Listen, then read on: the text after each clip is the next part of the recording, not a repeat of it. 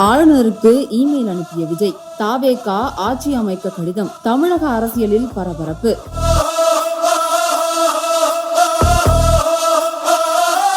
தமிழக அரசியல் களத்தில் ஒரு வரலாற்று சிறப்புமிக்க மாற்றம் ஏற்பட்டுள்ளது. நடந்து முடிந்த 2026 சட்டமன்ற தேர்தலில் தமிழக வெற்றி கழகம் அமோக வெற்றி பெற்றுள்ள நிலையில் அக்கட்சியின் தலைவர் விஜய் தமிழகத்தில் ஆட்சி அமைக்க உரிமை கோரி ஆளுநருக்கு இமெயில் அனுப்பியுள்ளார்.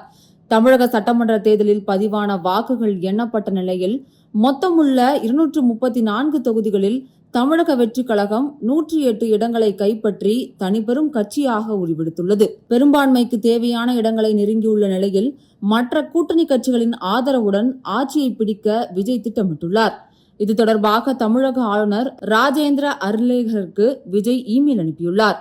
அதில் தனது கட்சி 107 இடங்களில் வெற்றி பெற்றுள்ளதை சுட்டிக்காட்டி தனது கட்சி பெரும்பான்மை நிரூபிக்க 2 வாரம் கால அவகாசம் கேட்டுள்ளார்.